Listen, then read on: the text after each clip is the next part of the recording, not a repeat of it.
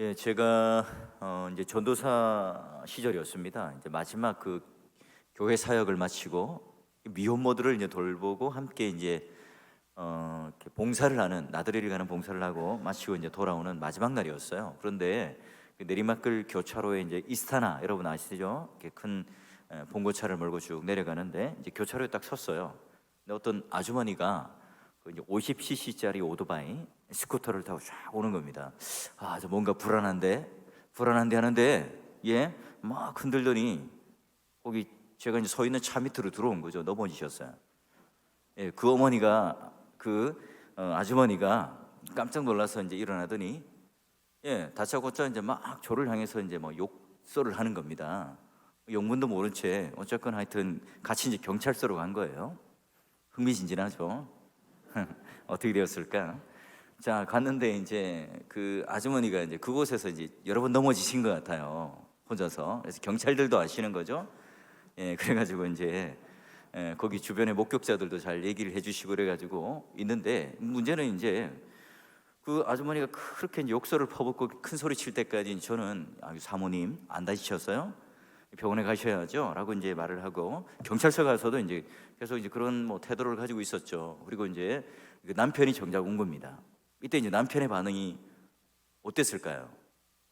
제가 멱살을 잡혔을까요? 그게 아니라 그 아내 되는 분에게 막 큰 소리를 치며 난리나는 거예요. 야, 또 그런 거야? 하면서 그 아내분이 이제 막 이제 남편에게 용서를 비는 거죠. 도대체 몇 번이나 사고를 해서 오토바이를 다 망가뜨리는 거냐고 한 거예요. 그리고 나서 이제 어떻게 경찰께서 이제 잘 중재를 하고, 거기 이제 사고가 자주 나니까 이제 그런 목격자들하고 다 정리가 되어서 이제 돌아가는 길에 그 아주머니가 이제 딱 한 말씀 하시는 거죠. 물론 그 아저씨는 막 한바탕 소리치고 이제 집에 먼저 돌아가시고, 근데 이제 끝에서 정신을 차리더니 이제 이놈 저놈 하다가 이제 마지막 갈 때 혹시 선생님은 뭐 하시는 분이에요? 하더라고요. 그래서 제가 뭐 교회에 이렇게서 일하는 사람입니다. 그러니까 아, 그런가요? 하면서 이제 헤어졌어요. 이제 여러분, 우리가 대개가 이제 교통사고가 나거나 목소리 큰 사람이 이기잖아요.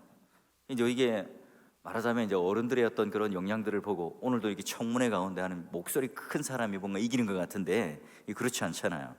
그러니까 이제 어떤 이런 어른들의 사회가 요즘에 청소년, 요즘 보니까 여중생들끼리 이렇게 폭력 사태도 참 많아요. 신문을 보면 깜짝 놀랍니다. 자, 오늘날 이렇게 적자생존 또는 폭력 또는 내가 좀 강하고 세 보여야 이 세상에서 살아남을 수 있을 것 같은 이런 분위기 속에서 오늘 예수님께서 우리가 참된 평안을 누릴 수 있는 비결이 무엇인가 딱 이 한 말씀 안에 넣어 놓으셨어요. 자, 우리 오늘 말씀을 한번 역으로 볼까요? 내 마음이 쉼을 얻고 싶다면 나의 멍에를 메고 배우라. 왜죠? 왜? 예수님의 마음이 온유하고 겸손하기 때문이라는 거예요. 저는 우리의 마음에 분노와 화가 치밀고, 또한 이때 우리는 무엇을 어떻게 다스릴 수 있을까? 자, 주님의 온유와 겸손을 나도 소유하고 그 멍에를 함께 맬 때에 가능하다는 거죠. 그럼 여러분, 우리가 이 세상 사람들이 말하는 온유라고 하는 것은 그냥 그저 온순한 성격, 우리 마음에 그려집니다. 성격이 워낙 부드러워서 남에게 싫은 말을 제대로 한마디도 못하는 사람, 아니면 무기력하고 우유부단해가지고 무슨 일을 맡겨도 안심이 안 되는 사람, 또는 지나칠 정도로 비굴하게 굽실굽실거리고 또한 아부를 잘하는 그런 이미지가 우리의 마음속에 부정적으로 있습니다. 온유라고 하는 단어는 바로 우리 현대사회와는 좀 어울리지 않잖아요. 1등만 기억하는 세상, 잘 나가고 성공하는 사람만 쳐주는 세상에서는 더 그래요. 우리는 온유한 자를 곧 바보라고 생각해요. 오늘 이 시대에는 강자만이 살아남을 수 있는 이 정글의 법칙이 존재하는, 그래서 레드 오션, 피해 바다만 있는 그런 삶의 현장 속에 이 온유함이라고 하는 것은 굉장히 나약해 보이는 이미지입니다. 내가 강하지 않으면 사회에서 도태당하거든요. 내가 뭔가 좀 강하고 세어 보이지 않으면 남이 나를 우습게 보거든요. 바보같이 양보하지 말고 살아가라. 강한 것이 좋다. 그러므로 줄을 서도, 어떤 그런 정치적인 라인을 서도 강한 사람 앞에 그 줄을 대어라. 이 썩은 동아줄을 잡지 말고 제대로 둔 줄을 잡고 정치를 하고 살아가야 된다 말을 합니다. 여러분, 이게 당연하죠. 오늘날 한국 교회 또는 한국 사회가 바로 이런 적자 생존의 법칙, 이 정글의 법칙이 적용되는 듯한 분위기 속에 있기 때문에 그래요. 여러분, 오늘날 우리가 좌파냐 우파냐 진보냐 뭐 보수냐 어느 누구도 양보하지 않죠. 여러분, 제가 조국교회라고 하는 표현을 굉장히 좋아하는데 이거 너무 혼란스러워요. 조국이라는 단어가 한 달 새 우리의 마음을 너무나 우울하게 하고 있어요. 그래서 좀 제가 이제 한동안 좀 안 쓰다가 좀 쓸 거예요. 여러분, 이 우리가 생각하기에 이 온유라고 하는 이것은 선천적이고 부드러운 성격을 성경에 말하지 않아요. 무조건 화를 내지 않고 무조건 참고 무조건 인내하고 무조건 뭐 아무것도 아닌 그 온순한 상태를 말하는 게 아니라는 거죠. 자, 이게 선천적인 성품도 아닙니다. 헬라어에 이 온유라고 하는 이 프라우스라는 단어 자체가 여러분 잘 알듯이 야생마 또는 굉장히 야생의 기질을 가지고 있는 동물들을 잘 길들여서 그 통제가 되는 것을 말해요. 여러분, 그렇다고 통제가 잘 된다고 여러분 그 야생의 어떤 기질들이 완전히 사라지는 게 아니잖아요. 요즘에 맹견들 입에다가 뭘 물려야지, 안 그러면 벌금 물어요, 그죠? 계속 이렇게 무는 또는 물었다는 그런 사고 소식을 많이 듣잖아요. 마찬가지입니다. 오늘 사도 바울은 어떻게 온유를 설명하는가? 자, 갈라디아서 5장 22절과 23절 보니까 오직 성령의 열매는 위에서 물이 떨어지는데요. 예, 오직 성령의 괜찮습니다. 뭐 비가 내리겠습니까? 한 방울씩 떨어지겠죠. 자, 성령의 열매는 바로 사랑과 희락과 화평과 오래 참음과 자비와 양선이라라고 얘기를 해요. 그러니까 오늘 이 성령의 열매와 오래 참음 또는 양선, 온유 이런 것들과 연결시켜요. 그러니 오늘 우리가 가지고 있는 그 행위적인 본성적인 실력이 아니라 성령을 우리가 통제된 성령의 소유된 사람에게 나타나는 맺혀지는 열매라고 해석을 해요. 성령, 그러면 우리가 성령에 맺혀지는 이 열매가 바로 이미지 자체가 좀 멈춰져 있고 어떤 하나의 상태인 것처럼 보여요. 그런데요, 좀 성경은 그런 상태도 얘기하지만 조금 더 적극적인 행위로 해석을 하며 나갑니다. 자, 먼저 여러분, 노련한 조련사에게 붙들린 어떤 상황, 그 상태, 그게 바로 온유인데요. 그 온유라고 하는 것은 아무 개념이 없는, 아무 생각이 없는 게 아니에요. 여러분, 본능과 열정과 생각과 계획과 모든 그런 기질들이 다 남아 있습니다. 그러나 훈련과 통제에 의해서, 잡혀진 손에 의해서, 조련사에 의해서 또는 그런 안전장치에 의해서 제어된 그 상태를 뭐라고 그럽니까? 바로 온유라고 그래요.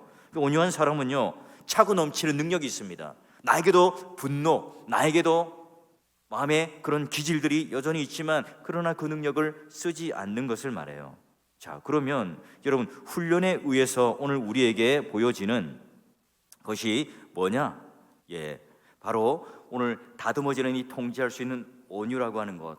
제가요, 여름에 이제 에버랜드에 아이들과 데리고 이제 갔어요. 여러분 이제 기억 속에 용인 자연농원 아시죠? 요즘엔 에버랜드라고 그럽니다. 우리 젊은이들에겐 LN이라고 줄여서 말을 하는데요. 제가 꼭 가서 보는 게 있어요. 이게 이제 새들이 함께 있는데 야외에서 막 수십 종의 새들이 이 조련사의 그 휘파람 하나에 막 비행하고 뭐 날랐다가 저공 비행을 했다가 막 공중에다가 새를 던지면 물었다가 해요. 그걸 보면서 굉장히 감동을 받는데요. 이 조련사의 한마디에 수십 종의 수백 마리의 새들이 움직이고 공효를 하는 거 보면서 깜짝 놀랍니다. 여러분, 그리스도인들도 마찬가지예요. 그런 노련한 조련사, 그 하나님 손에 딱 붙들려서 훈련과 통제가 된 그 상태, 그 성령의 열매, 그 경건의 열매가 바로 온유한 거예요. 자, 그러면 여러분, 모세 또는 다윗 이런 인물들이 원래 타고난 성품 온유한 자였던가요? 아니잖아요. 여러분, 모세가요, 죽을 뻔하다가 구사일생 살아나죠. 나일강에다 던졌는데 또 하나님께서 그 애굽의 공주를 통해서 애굽 왕실에 입양되도록 하세요. 그 애굽에서 지금 부록의 나이 40년의 나이가 될 때까지 애굽에서 최고의 학문, 최고의 군사교육, 또 최고의 정치교육을 받으면서 자라왔습니다. 최인류의 학습 또는 교육을 받으며 자라온 거예요. 최고의 학부를 다닌 겁니다. 그런데요, 모세는 인격적으로 완전하고 다듬어졌습니까? 그렇지 않죠. 부록의 나이 때 잠시 이제 왕궁을 벗어나 외출을 했는데 그 애굽의 경찰들이, 애굽의 그런 역졸들이 히브리, 자기 동족 히브리인들을 괴롭히고 채찍질하는 걸 보면서 참지 못해요. 살인을 저지르죠. 폭력적인 성향이 나타납니다. 그가 받았던 훈련, 그가 받았던 군사훈련 이런 것들을 어디다 써먹습니까? 그런 식의 살인하는 데 써먹어요. 그런데 모세가 하나님 손에 붙잡히고 말씀에 제어되니까, 그는 민수기 12장 3절 보니까 이 사람은, 모세는 온유함이 지면의 모든 사람보다 더하더라. 자타고 공인하는 온유한 자라고 평가받습니다. 이런 40년 동안 받았던 학문, 애굽의 그런 여러 가지 어떤 고급적인 어떤 훈련들, 이런 것들이 모세가 온유로 인격적으로 다듬어진 게 아니었습니다. 조련사였던 하나님 손에 다듬어지고, 또한 애굽의 그런 여러 가지 학문이 아니라 하나님 말씀이 그의 마음을 사로잡고 그의 인생을 사로잡을 때 이런 표현을 듣는 거예요. 그럼 제가 사사기를 읽으면 굉장히 마음이 불편합니다. 사무엘 상하를 읽을 때도 이런 마음이 불편했는데요, 사사기는 더 불편합니다. 우리의 죄악을 가감없이 드러내죠. 그러기에 은혜로운 책입니다. 역설적인 표현이겠죠. 19금의 잔인한 폭력, 살인, 강간, 동성애, 불륜이 난무하는 그런 시대가 사사시대입니다. 게다가 제사장이나 또는 종교인들도 돈을 사서 그 안에 둬요. 그러니 여러분, 이런 끔찍한 폭력이 왜 일어나고 이런 끔찍한 여러 가지 사회의 죄악들이 왜 드러날까요? 오늘 여기 하나님 손에 붙들려 있는 그 암흑의 시대가 되기 때문에 그래요. 그래서 여러분, 사사기의 가장 중요한 기준, 보시면 그때는 이스라엘의 왕이 없으므로 사람이 자기 소견에 옳은 대로 갔더라. 그게 뭐예요? 마치 야생마처럼 뛰어놀고 전혀 하나님 말씀과 하나님 손에 통제가 되지 않아요. 이 마음에 하나님을 막 몰아내죠. 내가 막 야생마처럼 서로가 각자 알아서 뛰니까요, 혼란한 시대가 될 수밖에 없습니다. 혼미하죠. 영적으로 무엇을 해야 할지, 또한 하나님 손에 다듬어지지 않으니까 통제되지 않은 그 모습으로 마음껏 달려가는 시대가 바로 사사시대입니다. 그러니 여러분, 우리의 시대의 시각, 오늘날 우리의 문화와 우리의 성윤리와 우리가 가지는 이 보편적인 양식의 법잣대를 가지고 보더라도 사사시대는 너무나 악랄한 거예요. 사람은 오늘 두 종류로 구분할 수 있겠죠. 자, 그러면 내 인생에 그 나의 어떤 기질들, 나의 성격들, 나의 모든 성품들을 조련해 줄 수 있는 그런 내 인생에 조련사가 있는 인생인가? 그렇지 않고 조련사가 없이 내 마음대로 야생의 기질을 가지고 뛰어놀고 또 내 마음대로 내 인생의 모든 것들을 계획하고 뛰쳐나가는 인생인가? 자, 이게 오늘 우리의 가장 중요한 인생의 분기점이에요. 오늘 하나님께서 나를 부인하고 내 고집을 꺾고 내 혈기와 내 모든 하고 싶은 일들을 하나님께서 제어해 주시고 통주해 주시는 게 온유인데요. 자, 이게 이제 오늘 우리가 하나님을 믿을 때 성품의 열매로 하나님 앞에 맺혀지는 상태의 그런 소극적인 모습이라면, 우리가 좀 행위적으로 적극적인 모습으로 우리의 온유를 어떻게 드러내는가? 자, 여러분, 고린도전서 13장의 모습을 보게 되면 사랑은 오래 참고 사랑은 온유하며. 여러분, 이 고린도전 13장 얼마나 많은 상처가 있었던 교회입니까? 은사가 부릴듯 일어났습니다. 게다가 수많은 지도자들이 있어서 그 수많은 지도자들끼리 또 파가 나뉘어서 나는 누구 파다, 나는 누구 파다 서로가 분당하며 싸웠던 교회예요. 실력이 있었고 재정이 넘쳐났고 은사가 부릴듯 일어났고 수많은 어떤 다른 교회, 부족한 교회보다는 모든 것이 넘쳐났던 교회가 고린도 교회입니다. 그런데 그들은 왜 분열하고 왜 싸우는 거죠? 왜 지금 사도 바울은 사랑이라고 하는 것을 한 장을 다 할애해서 이야기할까요? 사랑은 오래 참는 거다. 사랑은 거기서 멈추는 것이 아니라 바로 온유라고 하는 것을 가지고 드러낸다는 거죠. 오늘 내가 해를 끼치는 자에게도 친절과 선을 베푸는 그 온유로까지 가는 것이 바로 사랑 안에 들어있는 덕목이라는 겁니다. 앞에 나오는 이 오래 참음이 자신에게 해를 주는 그런 자들에게 소극적인 참음이라면, 뒤에 나오는 온유, 적극적으로 내가 그를 향해서 선대하고 또한 자비를 베푸는 그런 걸 온유라고 그래요. 자, 그러면 다시 한번 우리가 이제 마태복음으로 돌아가 보는 거예요. 말씀을 보면, 자, 그러면 오늘 나의 마음이 온유하고 겸손하니 나의 멍에를 메라. 나의 멍에가 뭡니까? 곧 뭘 쥐죠? 예수님은 십자가를 쥐죠. 그러니 여러분, 이 십자가라고 하는 것이 바로 온유의 상징이라고 하는 거예요. 겸손의 상징이죠. 그러니 십자가의 재료는 뭘로 만들어집니까? 온유와 겸손이라고 하는 재료가 버무려져서 십자가가 있고요. 그러니 오늘 예수님께서 우리에게 베풀어 주시는 이 구원의 가장 중요한 십자가의 재료는 바로 온유고 겸손이에요. 자, 그러면 베드로전서 2장 23절에도 보니까 그런 온유와 겸손으로 버무려진 이 십자가를 지실 때 욕을 당하시고 맞대어 용하지 아니하시고 고난을 당하시되도 위협하지 아니하시고 오직 공의로 심판하시는 이에게 부탁하시며 굉장히 바보 같은 모습이에요. 또 친히 나무에 달려 그 몸으로 우리 죄를 담당하셨으니 이는 우리로 죄에 대하여 죽고 의에 대하여 살게 하려 하십니다. 그가 채찍에 맞음으로 너희는 나음을 얻었다. 우리가 아직 죄인이었을 때, 원수가 되었을 때 우리를 위해 인내와 온유로 버무려진 이 십자가로 우리에게 사랑을 확증해 주셨어요. 오늘 우리에게 그러한 놀라운 은혜를 베풀어 주신 거죠. 그냥 십자가라고 하는 것이 오늘 우리가 가지는 것은 감상적인 우리를 위하여 희생해 준 정도의 의미가 아니죠. 바로 예수님의 그 온유와 인내와 오래 참음과 섬김을 통해서 이 십자가라고 하는 사건을 통해 그저 힘도 있고 능력도 있는 그분이 이 모든 군왕들, 이 모든 병정들, 나를 비웃는 유대인들 한마디의 말로 그들을 다 심판하고 죽여놓을 수 있지만 그러나 공의로 심판하신 하나님께 부탁하시는, 친히 나무에 달려서 십자가에 자기 몸을 찢으시고 피를 흘려주시는 이 모습을 통하여 우리에게 사랑을 확증해 주시는데 이게 바로 예수님께 우리에 보여주는 온유라고 하는 거예요. 여러분, 우리가 잘 아는 예화 있죠. 손양훈 목사님, 두 아들을 죽인 그 공산당 그 군인, 북한 괴뢰군의 그 자들을 용서할 뿐만 아니라 양자로 삼아요.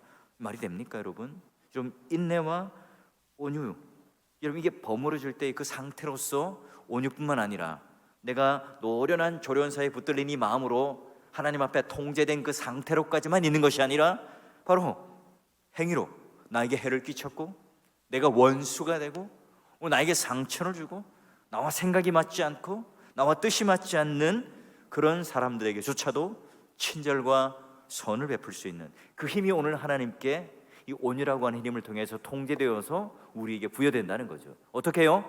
성령의 힘에 의하여 하나님 손에 붙들릴 때, 또한 그런 십자가라고 하는 것이 오늘 우리들에게 사랑의 확증으로 우리에게 은혜로 내려졌을 때 바로 이러한 사랑까지 또한 그들에게 호의를 베풀 때까지의 실력으로 간다는 거죠.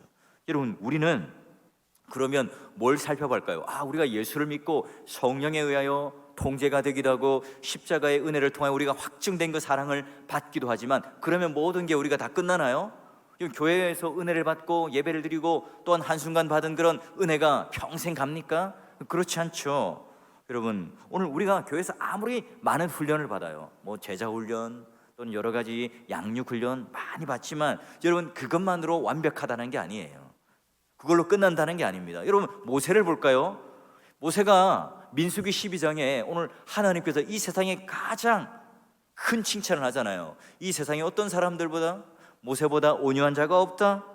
여러분, 그 칭찬을 했는데 민수기 20장 가면 어떤 일이 벌어집니까?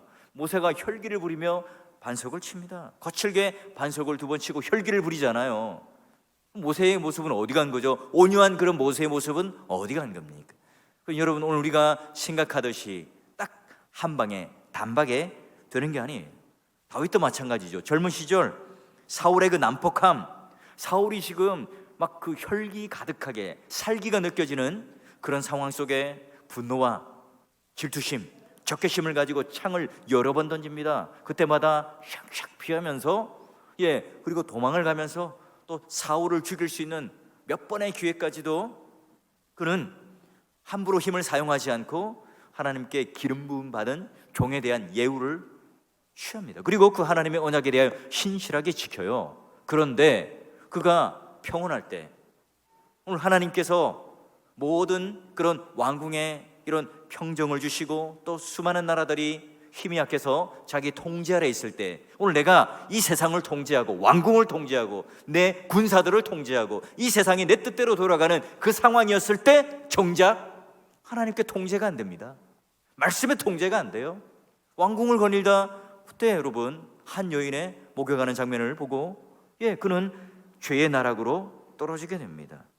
그는요 정말 참아내는데, 온유한데, 인내하는데, 참는데 입지적인 그런 인물입니다. 그런데 여러분 사무엘 하에 가면 폭력과 살인과 간음의 나락으로 떨어지게 됩니다.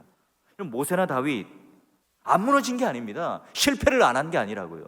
여러분, 그래서 우리는 너무 높은 도덕적인 잣대를 가지고 우리 인생을 바라보게 되면 너무나 숨이 막히죠. 여러분, 오늘 성경에서 말하는 의인, 성경에서 말하는 온유한 자, 성경에서 말하는 하나님 손에 붙들린 자라고 하는 것은 여러분 영원히 넘어지지 않는 완벽한 존재를 말하는 게 아니죠.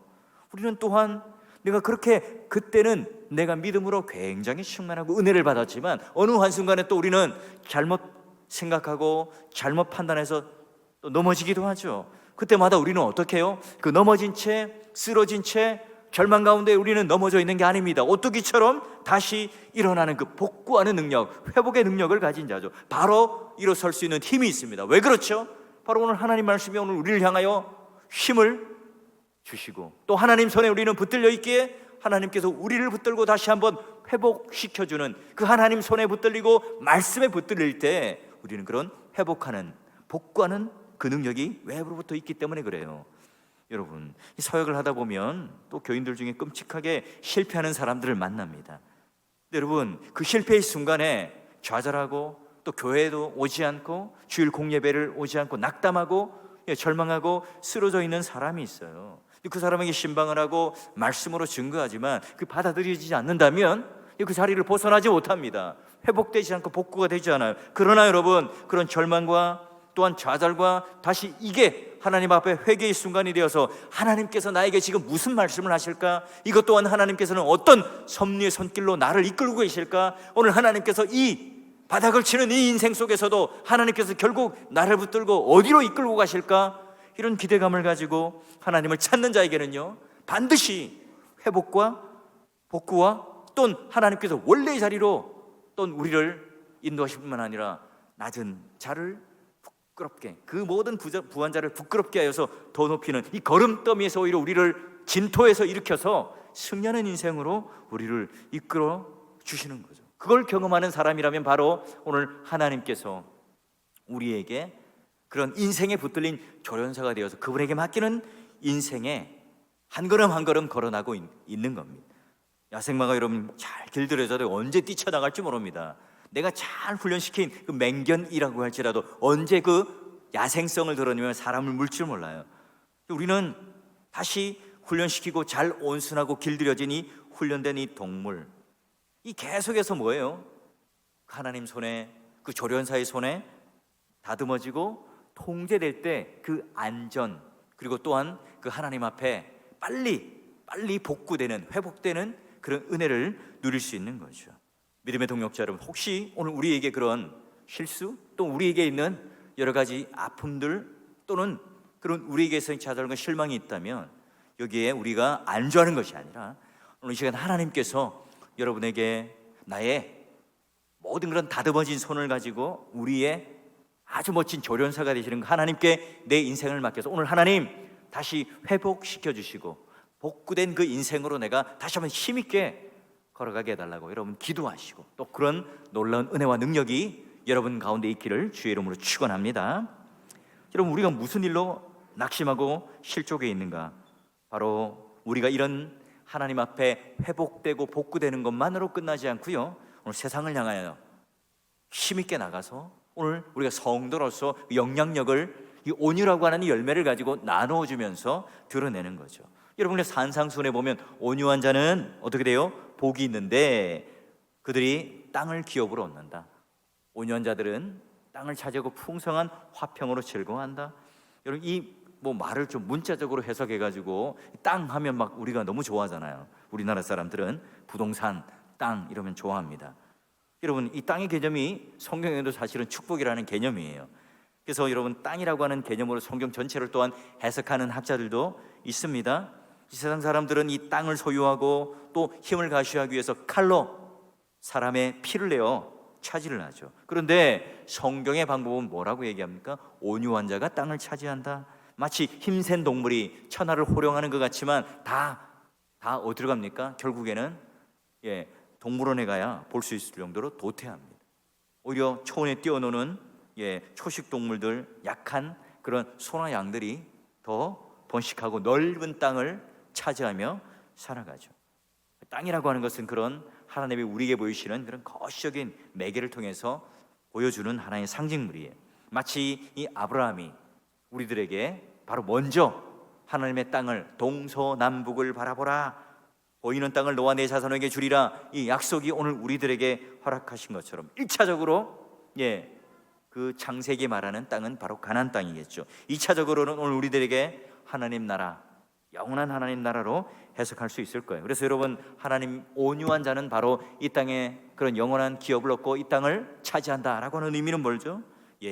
바로 부동산, 빌딩 이런 걸 의미한다기보다는 바로 오늘 이 땅에서도 하나님 나라를 맛보며 살아간다는 온유한 자, 하나님 자녀된 자, 그런 상태에 머물러 있는 자는 내가 단칸방에 살아도, 내가 좀 없이 살아도, 또 내가 엄청나게 부유하게 넓은 아파트에 살아도 오늘 그곳이 뭐예요? 천국이 된다는 거죠. 여러분 아무리 넓은 평수에 살아도, 아무리 여러분 부러울 것 없는 산의 지미를 먹고 살아도, 내가 아무리 많은 것을 가지고 지위를 가지고 있더라도 내 마음이 천국이 되지 못하고 오늘 우리 가정이 천국이 되지 못한다면, 오늘 내가 그런 온유의 열매를 맺고 그런 하나님 앞에 이런 천국을 맛보지 못한다면 우리는 복받은 자가 아니라 이 땅을 차지하고 살아가는 자들이 아니에요.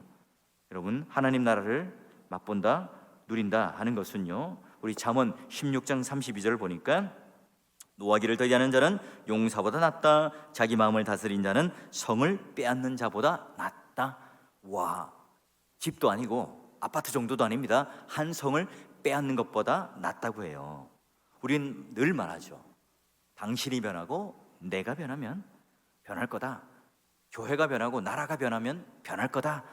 여러분 그러나 그런 걸 기대하기 전에 바로 내가 먼저 변하고 깨어지고, 또한 내가 먼저 그런 온유의 성품을 가질 때 변하기 시작하죠.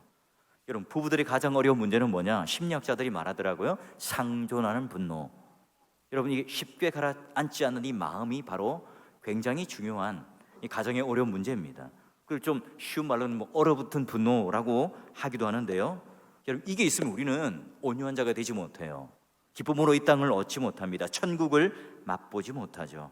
모세가 여러분 광야 40년 동안 그 이스라엘 백성들을 인도할 수 있었던 이유는 뭡니까? 자기가 하나님 그 손에, 그 조련사의 손에 다스려졌을 때 가능한 일이었습니다. 출애굽기는 의도적으로 모세와 누구를 대립시켜요? 바로를 대조해서 보여줘요. 모세는 온유한 자였더라, 하나님 손에 붙들린 자였더라. 그리고 바로는 하나님을 거부하는 모르는 강팍한 사람이었더라. 이게 바로 대결 구도죠. 오늘날 이 교회에 리더십 하면 막 여러 가지 그런 세미나도 하고 공부를 많이 합니다. 섬김의 리더십 이런 것들도 말하는데요. 중요한 것은요, 오늘 하나님 앞에 우리가 먼저 팔로워가 되는 거예요. 팔로워십을 가지는 것이 더 중요하죠. 그게 우선시대예요. 내가 하나님 손에 맡겨지고 하나님을 따르는 자가 될 때에, 그게 여러분 나도 동일하게 내 뒤를 함께 따르는 자가 되어서 그게 자연스러운 리더십이 되겠죠. 내가 군주가 되어서, 내가 입김이 센 자가 되어서, 또 내가 발언을 세게 하는 자로서 서 있는 것이 아니죠. 바로 오늘 모세의 온유가 바로의 강팍함을 이겨내듯이, 제가 온유에 대한 설교를 하고 있는 설교자가 아니라 그런 온유한 목사가 된다면 저도 온유를 덧입기를 소원합니다. 바로 조련사가 그 하나님 손에 붙들린 온유한 자가 될 때 완악한 바로왕이 수없이 우글거리는 이 땅에서 살아가는 우리 인생 속에서도 바로 모세의 온유함이, 그 힘이 최종적인 승리를 얻었던 것처럼 여러분, 오늘날 교회가 살 길은 이거밖에 없고요, 우리가 이 땅에 살아가면서 이 세상 사람들과 대면하여서 싸울 수 있는 그 유일한 무기, 힘은 바로 이것밖에 없다는 거죠.